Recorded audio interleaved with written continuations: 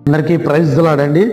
లూకా శుభవార్త 2వ అధ్యాయం 10వ వచనం చూస్తే మరి అక్కడ ఎలా సెలవిస్తుంది కదా, అయితే ఆ దూత భయపడకుడి, ఇదిగో ప్రజలందరికీ కలగబో మహా సంతోషకరమైన శుభవర్తమానము నేను మీకు తెలియజేస్తా ఉన్నాను.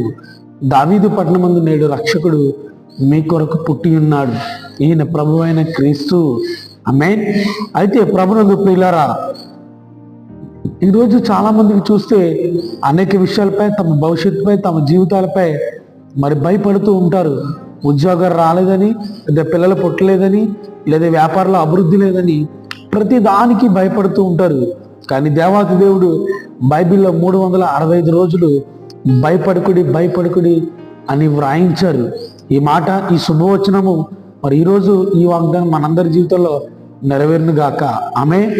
అయితే నీ భవిష్యత్తును గురించి భయం దేనికి, నీకెందుకు?